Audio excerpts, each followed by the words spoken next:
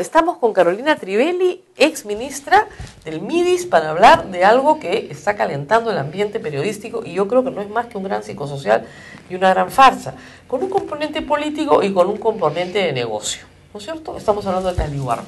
Gracias, Carolina, por estar con nosotros. No, gracias a ti, Rosa María. Ayer escribiste un artículo que creo que ha sido bien importante en Otra Mirada. Yo nunca leo Otra Mirada, pero Pedro Franqui escribió un artículo con cosas bien ligeras, creo yo, sobre el tema y le contestaste, rompiendo algunos mitos de Caliwarma que creo que son importantísimos, ¿no es cierto? Empecemos por el esquema. El esquema del PRONA era un esquema de compra centralizada y reparto. Entonces tienes pocos proveedores que ganan bastante plata, ¿no es cierto? Y un reparto, ¿no? El esquema de Caliwarma es miles de proveedores, donde no hay compra centralizada, ¿no es cierto? Y donde el reparto es individualizado en cada una de las escuelas donde se trabaja. ¿Por qué el sistema descentralizado es mejor? ¿Por qué optaron por ese esquema? A ver, varias cosas, ¿no? El esquema PRONA, PRONA básicamente era un aparato logístico, lo cual no está mal. Bueno, si uno tiene un buen aparato logístico, es muy efectivo. Sin embargo, PRONA en los últimos 10 años tuvo 5 intentos de reestructuración, porque estaba totalmente cooptado por los proveedores. Entonces, lo importante era comprar, y no era entregar, no era que los niños se comieran lo que recibían. Entonces había ya demasiados vicios que estaban demasiado enraizados, no solamente en la operativa, sino en la estructura de esa institución. Eso no había manera de resolverlo. Entonces, en el fondo lo que había era un problema de corrupción institucionalizada, porque el proveedor era más importante que el niño beneficiario. De todas maneras. Claro. Y lo que pasaba en el caso de PRONA es que lo que tú tenías era, se entregaban en el caso de alimentación escolar 6 productos, ¿no? 2 para desayuno y 4 para los que recibían canasta para preparar almuerzo, y nunca se entregaban todos. Siempre faltaba algo, porque se había caído la licitación, porque había habido algún problema, y entonces se hacían unos canjes. Entonces de repente un colegio recibía un montón de arroz, algunas menestras y un montón de botellas de aceite. Claro. Y tenía que ir a otro colegio a cambiar. Exacto, y entonces y además recibían lo mismo siempre. Entonces los niños tenían que comer lo mismo todos los días del año. Por lo tanto, no se lo comían. Y ese era el problema central. Gastábamos un montón de plata en que los niños no comieran lo que recibían. Y entonces teníamos desperdicio, corrupción, porque además los que recibían los colegios lo repartían para otros usos. Había muchos problemas, ¿no? Y hay historias de todo tipo que podemos comentar sobre lo que pasaba con los alimentos que repartía. Claro, entonces el esquema centralizado es un esquema que vive en otros sitios del mundo, pero se había prestado la corruptela, ¿no? Y además estaba muy cooptado por esta estructura rígida en la cual no podías ampliar los productos, tenías que cumplir con una serie... ¿Cuántos productos se repartían en el esquema PRONA? Para desayuno, fuera de Lima, porque además habían algunos arreglos un poco extraños, fuera de Lima se entregaba sustituto lácteo y un pan fortificado o papapán, y en el caso de Lima se entregaba leche UHT, ¿ya? ¿No? Y un pan fortificado. 4 productos. Esos 4 productos para desayuno. Y en los colegios que recibían almuerzo, básicamente escuelas rurales, se les entregaba supuestamente una canasta de productos que debía tener arroz, menestras, en un enlatado de pescado o charqui y aceite. O sea, 6. Entonces, en el mejor de los casos. En el universo total de productos eran 6 productos. Todos los días comen lo mismo. Claro, y es bestial, pues, porque el aceite no se malora, el arroz, todo eso tiene menos posibilidad de deterioro. Igual encontrábamos muchos problemas, ¿no? Recordarás los casos de las latas de anchoveta con problemas, del arroz con gorgojos que se iba cambiando en el trayecto. Pero si tú tienes 6 productos, ¿no es cierto?, que podías tener, en el peor de los casos, 6 proveedores, supongamos que fueran más, es mucho más difícil que tú tengas un problema. Claro, el costo es que los niños coman lo mismo todos los días, durante todo el año, durante el costo es que no se lo comían. Y el costo es que no se lo comían. Así de claro. Ustedes tienen esos encuestados y censados. No, y hay estudios de la Defensoría incluso que demuestran que más de la mitad de los niños no comían lo que recibían. No lo aceptaban. Claro, nadie puede comer lo mismo todos los días. Y además, por ejemplo, se entregaba este sustituto lácteo que había que mezclar con agua caliente. Con agua caliente. Y no había agua. O el agua no era limpia. Claro. ¿No? Entonces el sustituto era bueno, pero bueno. ¿Cuántos productos entrega hoy Caliwarma? Más de 100. Esa es la diferencia, pues hay 100 cosas que dar. Exacto. Y la variedad es diaria. Claro, tenemos, Caliwarma tiene varias modalidades, ¿no? La ideal, la óptima, era esta idea de 10 raciones preparadas que respondían cada día a una receta distinta, que aseguraban un contenido nutricional, pero que a la vez te permitía incorporar distintas cosas cada día para que los niños no se hastien. Eso funciona donde hay un proveedor que puede hacer la preparación de raciones y la distribución, y en zonas urbanas, porque las distancias en muchos lugares te impiden hacer un reparto diario. En aquellos lugares donde no se pueden hacer raciones, se hace entrega de una canasta de productos, de los 100 productos, a la escuela para que los padres de familia, como han hecho durante muchos años, se organicen y cocinen. Son ellos mismos los que cocinan. Y se les dan las recetas, la capacitación para que lo hagan. En los casos en los que tampoco había proveedor para llevar la canasta de los 100 productos, se optó por esto que se llama canasta básica, que se entregaban menos productos, entre 10 y 20 productos, que permiten preparar 3 o 4 recetas, todas formadas por no perecibles, justamente para evitar los problemas porque es muy lejos, porque la escuela no tiene un almacén, porque no hay cocina, etcétera, ¿no? Y la idea es que cada vez eso fuera siendo menor. Pero hay que consolidar lo otro, ¿no? Y lo que tenemos hoy día es que en el caso de raciones es donde se presentan los mayores problemas, porque están los temas preparados, ¿no? Pero también ahí es donde, cuando tú en Jaliwarma han hecho una encuesta a más de 45.000 niños, y 85% le encanta lo que comen. Porque es variado, porque hay cosas nuevas, porque va cambiando todos los días, y porque es de calidad, ¿no? Y esto ha traído varios... ¿Cuántos proveedores tiene Jaliwarma? Hoy día me parece que cerca de 400, de los cuales como 360 son pequeñas y microempresas. ¿En todo el Perú? 300? En todo el Perú. Yo pensé que eran más de 1000. No, porque lo que tienes es el proveedor final, por ejemplo, el que te provee de canasta o de raciones, tiene a su vez una red de proveedores, porque tienen perecibles y no perecibles. Por eso son miles. Entonces son miles al final. Son miles. ¿No? Eso significa quitarle el negocio a 6. Sí, a pocos, ¿no?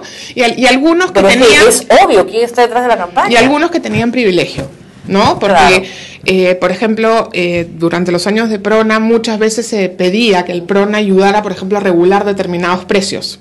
Claro, para que compren más, cómprame más arroz. Y sin embargo, eso era muy relativo, ¿no? Porque el PRONA en su mejor momento debe haber comprado, pues no sé, 2% de la producción de arroz del Perú. O sea, con eso no va a mejorar los precios. Pero a los que les compraba, sí que les compraba con un muy buen precio. Entonces, la gracia era estar en ese grupo que lograba vender la PRONA. Hay un grupo de grandes proveedores que han perdido. Porque siempre en toda política pública hay ganadores y perdedores, ¿no es cierto? Entonces, los perdedores son los grandes proveedores.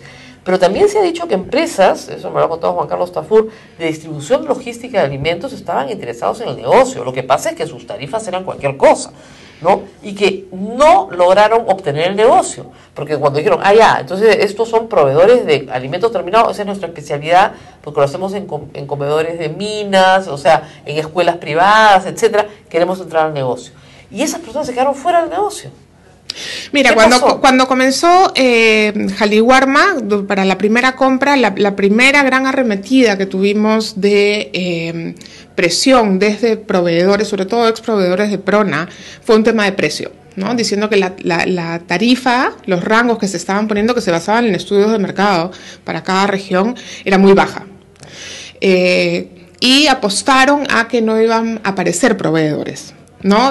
Nosotros tuvimos en la primera compra, es decir, al principio del año, muchos proveedores que ganaron la licitación y después fueron amenazados para que no firmaran el contrato, y no firmaron muchos de ellos, ¿no? Y tuvimos muchos reportes de ese tipo. Pues, eso es magia. Entonces, es cierto que ha habido mucha presión contra los nuevos proveedores, y hay proveedores hoy día en Jaliwarma de todo tipo. Asociaciones de comedores populares asociados con una red de panaderías que tiene una provisión. Pero entonces, en ese contexto, tienes a un grupo de gente buscando un vaso sucio. Claro. Un vaso sucio para armar un escándalo periodístico. En 3.4 millones de acciones que se reparten cada día, 150 días del año escolar. Entonces, un vaso sucio lo van a encontrar. No, de todas maneras. Y además ya hemos visto que la guerra de exproveedores, de grupos con intereses políticos, etcétera, tiene muchas... Vamos a ir a lo político primero, pero terminemos con exproveedores. Tienen mucha fuerza y tienen mucha capacidad de hacerte y de sembrarte cosas. Ya lo hemos visto, no sé si te acuerdas del pericote. Que era un pericote, era fantástico, en un vaso cerrado aparece un pericote, y cuando abren el vaso, el pericote estaba vivo, o sea, en un vaso de leche a 60 grados, entonces, o el pericote era anfibio y había estado tomándose la leche caliente, o no se había quemado, y se había metido al vaso sin voltear el vaso, y se había puesto solito la tapa. ¿no? O sea, es una cosa realmente increíble, pero mucho... Hay un boicot contra el programa generado por ex proveedores molestos que quieren su negocio nuevamente, y estas grandes compañías de distribución de alimentos también estuvieron interesados en algún momento. Mira, nosotros hablamos con varias compañías, sobre todo para pedirles apoyo en cómo mejorar los sistemas logísticos, que nos proporcionaran insumos a partir de su experiencia sobre los temas críticos, etcétera. Y una de las respuestas que tuvimos de las empresas, yo creo que en ese momento muy honesta, fue decirnos: ustedes están locos. Esas escuelas no tienen agua, no hay almacenes. Y nosotros tuvimos que decirles: discúlpenme, bienvenidos al Perú. O sea, tenemos que hacer esto. No podemos dejar a un niño sin alimento porque su colegio es pobre y no tiene... Claro, toda una cocina linda, claro. Nos encantaría poder asegurar que todas las escuelas tienen agua segura, claro, ¿no? Pero no es así, y hay que trabajar en el contexto en el que estamos, ¿no? Entonces muchas, como se retiraron, dijeron: no, esto es un imposible, ¿no? Pero no mostraron interés porque parece que estuvieran muy... ¿Cuánto se está gastando en este programa? Y ahí viene el punto, ¿no? Este es un programa muy grande. Estos son 1.000 millones de soles al año. Claro. ¿Quién no quisiera ser proveedor único, pues? No sé si único, pero pues si eres proveedor de una región, claro, te puede ir muy bien. Claro, ¿no? Claro, basta una regioncita y ya estás haciendo el negocio. Entonces hay mucho interés. Es un programa grande, es un programa que tiene mucho presupuesto, es un programa que trabaja en todo el Perú. Claro. ¿No? Y es un programa que parecía un sueño, ¿no? Claro. Porque además este programa no nos lo hemos inventado nosotros. O sea, este programa se basa en lo que aprendió a hacer Foncodes, de trabajar con los núcleos ejecutores, de trabajar con la comunidad, claro, de lo que ya había hecho todo el sistema de alimentación escolar con trabajo con padres, sobre todo en las zonas rurales, y de la experiencia internacional. Así funciona en Brasil, en Chile, en Japón, en Jamaica. Es un modelo, y es un modelo positivo que ha mejorado ahora. Y que no va a estar listo en los primeros 8 meses con todo resuelto. Así es, claramente. Ahora, a mí lo que me ha llamado la atención, usted salió del ministerio, es que el ministerio no había salido a defenderse, sino que la actitud de la ministra, la vi en un reportaje de Cuarto Poder, me da culpa, sí, vamos a poner más supervisores, sí. Y la verdad es que es obvio que es un boicot. Ayer había un escándalo porque habían 3 panes con paté, ¿no? Y decían: el paté está podrido. No está podrido nada, no había ningún problema. No, y estuvo en los medios muy rápidamente. Una red de corresponsales a nivel nacional. ¿Qué te digo? ¡Qué bárbaro! Lo que pasa es que ahí hay que entender, hay 2 fenómenos que se juntan. Uno, por supuesto, es la suspicacia de los padres, y esa hay que entenderla y hay que apoyarla, y es parte de la fortaleza del programa. Padres más atentos son la pieza fundamental del éxito de este programa.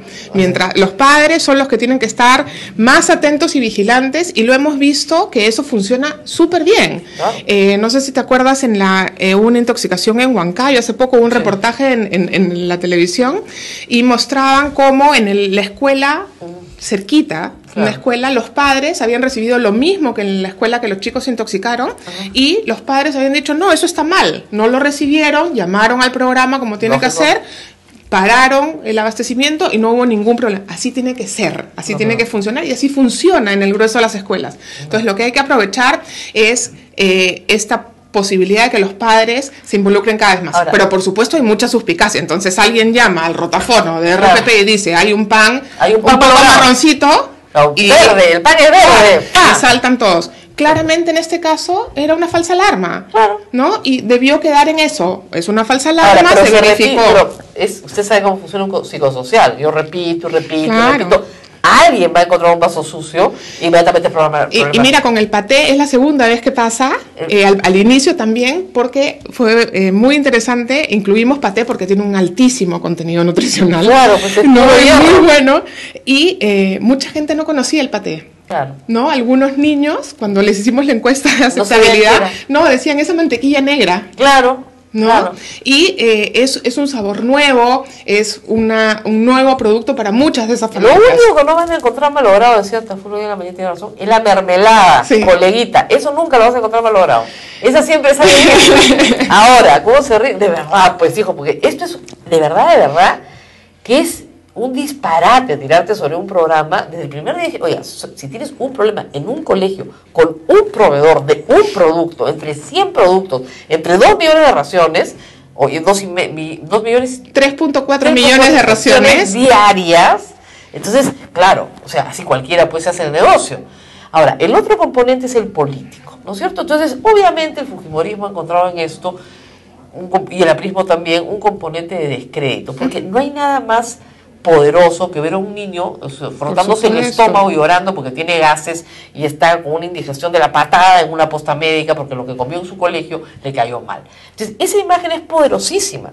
Lo que yo no entiendo es por qué el gobierno no responde en términos políticos.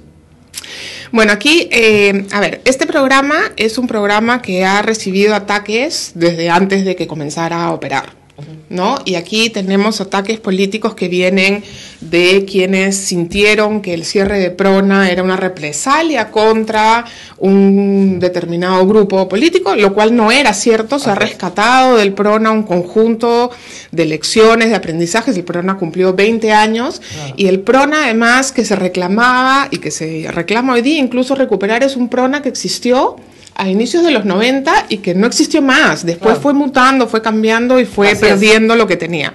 Entonces hubo mucho reparo porque se sintió que este programa venía a atacar a lo que era el programa, cosa que no es cierto. Es otro programa. Es otro programa con otra lógica, con otro objetivo y que llega a la barriga de los niños. Claro. Y lo segundo es que es, como tú dices, un programa altamente sensible y de gran cobertura, ¿no? Vas a ver, pronto veremos seguramente el reportaje de la escuelita que no tiene cocina y que las mamás cocinan en una cocinita de leña afuera del colegio.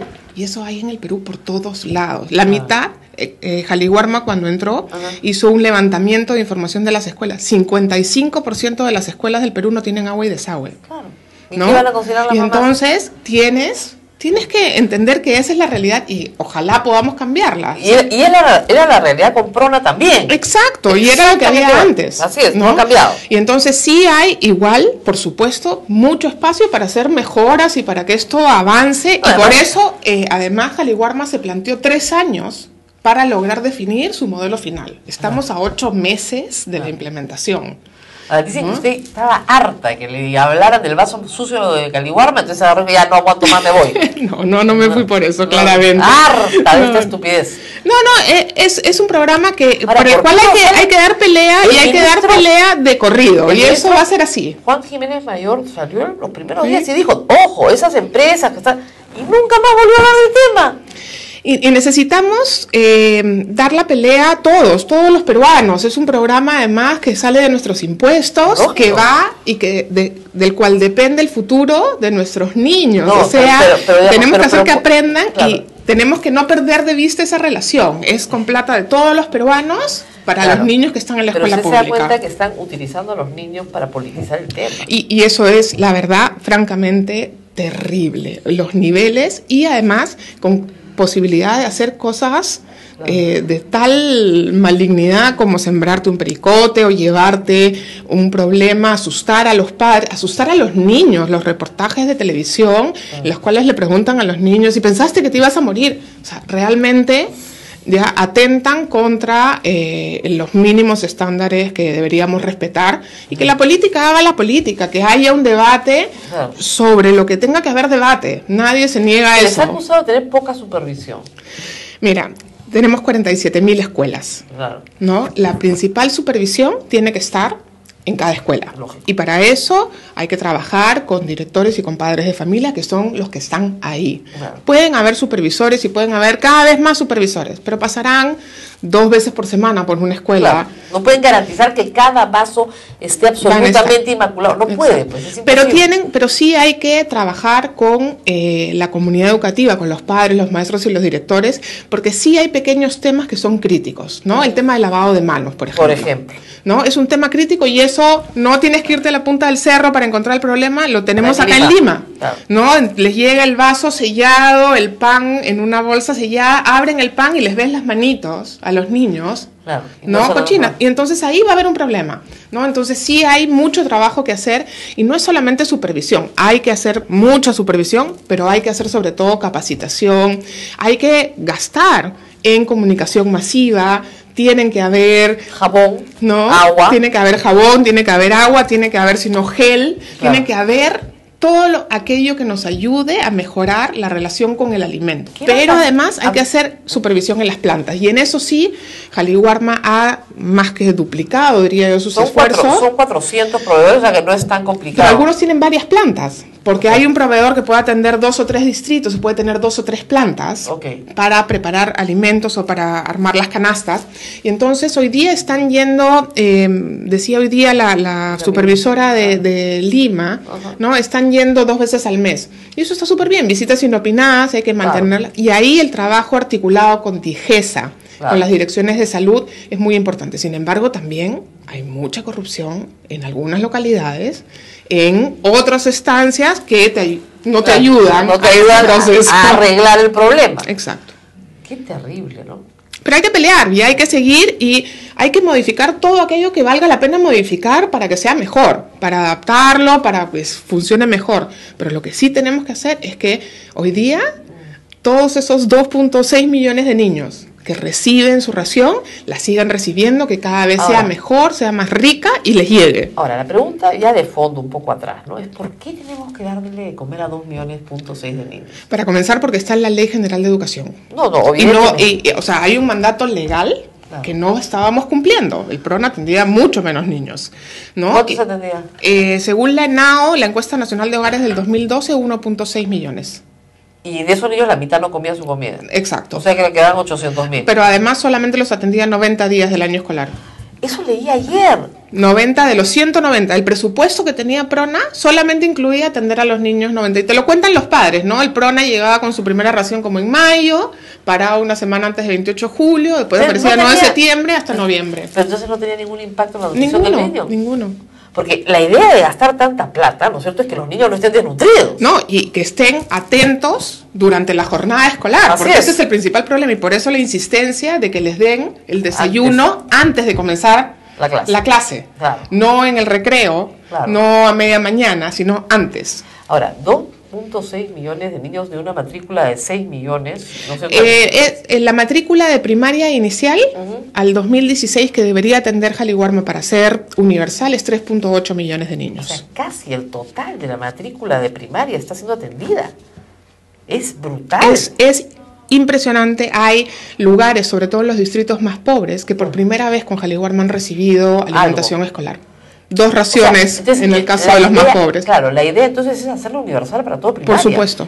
Porque eso es lo que manda la ley. Claro, excepto los colegios privados. No, la ley lo que exige, la Ley General de Educación, exige que se brinde el servicio educativo, los materiales educativos y alimentación escolar en las escuelas públicas de primaria inicial. Ok, pero solamente públicas. Públicas. De las privadas no va.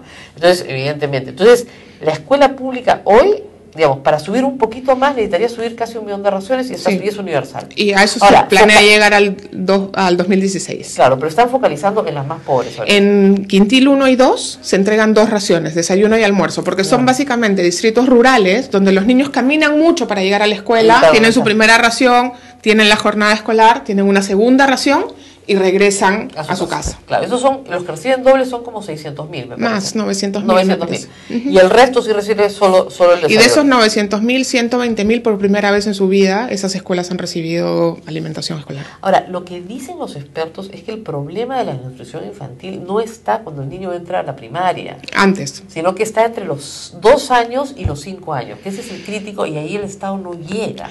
Muy bien, ahora yo preguntaba, ¿cómo vamos a medir el impacto del programa? Es decir, ¿cómo vamos a saber, aparte de las encuestas, y de que los chicos digan, me encanta comérmelo y está muy rico, ¿cómo vamos a saber si efectivamente ha tenido un impacto nutricional o no? A ver, todos los programas del MIDIS tienen una evaluación de impacto externa, seria, rigurosa, porque ese es parte del compromiso de este nuevo ministerio. Por eso tiene un viceministerio de políticas y evaluación. Y por eso hay indicadores. Y por eso hay indicadores, claramente. Pero además, Jaliwarma ya en el presupuesto 2014 va a ser un programa por resultados. Por lo tanto, además, vamos a tener una medición de procesos y resultados. Y Jaliwarma tiene un marco lógico donde se han determinado cuáles van a ser las variables que se van a medir. El objetivo de Jaliwarma es que los niños aprendan. Okay. Obviamente requieren de un buen maestro, de unos buenos textos, de un buen ambiente escolar, pero lo que se va a medir en particular es cuánta más atención tienen los niños durante la jornada escolar, cuánta más memoria de corto plazo, porque eso es lo que se activa con la energía que tú les das con la alimentación. Y el objetivo de Jaliwarma es ese. Pero además hay objetivos complementarios, como tú decías, que estén mejor nutridos, que tengan mayor conocimiento de distintas fuentes de alimento, que sepan mejor de qué se trata el proceso de alimentación. Y para esto hay una articulación activa con educación y con salud. Este año por primera vez se está implementando el programa de salud escolar. Todos los niños de la escuela pública van a recibir un tamizaje por parte del Ministerio de talla, peso, anemia, oftalmológico, revisión de las vacunas completas y si es que tuvieran algún otro problema, examen de sangre, ¿no? El desafío es muy grande porque ir y hacer las evaluaciones es complejo, pero además después necesitas devolverle la información a los padres, al profesor, porque necesitas luego, además, aquellos que requieren, enviarlos a la atención que corresponde. Sin embargo, incluso solo el tamizaje ya es un éxito, ¿no? Un niño que tiene un problema de vista, mientras se resuelven los correctores, los anteojos, por lo menos que lo sienten en la primera fila. Y que el profesor sepa que el chico no está prestando atención porque no ve bien. O un niño que tiene problema de anemia y no se sabe. Exacto, ¿no? Y además aprovechar que los niños están en la escuela, en la inicial y en la primaria, para aprovechar la escuela y la recurrencia de la escuela para estos tratamientos, como el de anemia, que es un tratamiento que requiere una intervención diaria y cotidiana. A veces le das más sangrecita, pues, en su ración. Sí, o le das el sulfato ferroso, o la pastilla, los nutrientes, lo que necesiten, pero atado a la vía institucional, que es la acción de ir a la escuela. ¿No? Entonces hay que unir los esfuerzos de estos tres sectores, del programa de alimentación escolar, del sector educación y del sector salud. Y esto debería tener un impacto en las mediciones, ¿no es cierto?, anuales de la evaluación de rendimiento, rendimiento. No ahorita, pero poco a poco deberíamos ir viendo cómo eso se traduce. Y ya cualitativamente tú comienzas a ver comentarios de directores, de profesores sobre no solamente niveles de atención, sino interés por ir a la escuela. Claro, y más los mismos padres. Si a mi hijo le van a dar una buena alimentación, yo prefiero que vaya a la escuela. Claro. Porque de repente, incluso pudiendo yo dársela, me la ahorro. Entonces ya es ganancia, ¿no? Porque mis hijos, tengo 3, 4 hijos, todos van a la escuela en primaria y ya no hay el problema. En secundaria no se reparte esto. ¿Por qué? No. Primero porque la ley no manda. Y hay un tema claramente de, una vez que tengamos el modelo, el presidente, esa era su propuesta original, que todos reciban. Claro, ¿no? pero no se puede. Ahí hay un tema presupuestal enorme. Tendría que duplicarlo a 2.000 millones. Sí, porque son 6.8 millones de estudiantes, ¿no? O algo así. Miren las cosas que me ponen en Twitter, ¿no? Debería llamarse Toxiwarma, Coliwarma, todo ha sido una campaña muy parecida, ¿sabes qué?, a la de Susana Villarán. Exacto. Igualita, una campaña de difamación igualita. La Vaga, la Garán. Y estas cosas no se hacen solas. Estas cosas no se hacen solas. Y no son espontáneas. No son espontáneas, son cosas absolutamente armadas por intereses que están detrás. O sea, y con cuentas de Twitter, de Facebook, no sé qué. Claro. Exactamente, yo lo he vivido. Entonces, esto hay que tenerlo bien claro. O sea, acá hay un problema básicamente de mermelada. La única ración que no se descompone, la mermelada. Pero muchísimas gracias. Muchas gracias a ti, Rosa María, y gracias por poner estas cosas en debate, porque hay que hablar de esto. No podemos dejar. No, y quizás que te voy a hacer una cosa, una crítica. No, el tipo ya está afuera, ¿no? Pero el gobierno se está defendiendo pésimo. Pésimo. O sea, no puede ser que la suspicacia de una periodista sustituya a la defensa del Estado. O sea, en mi caso ha sido desde el primer minuto suspicacia, porque yo ya conozco este cuento, ya he visto estos psicosociales. Pero en general ha sido el Estado el que ha quedado mudo, no se ha defendido políticamente, ni ha defendido su política pública. Parece que estuviera arrinconado y aterrado de defender un programa que finalmente es bueno, porque es bueno para los niños, es bueno para todos. ¿No? Mal, pues, mal, no es tu culpa, pero mal.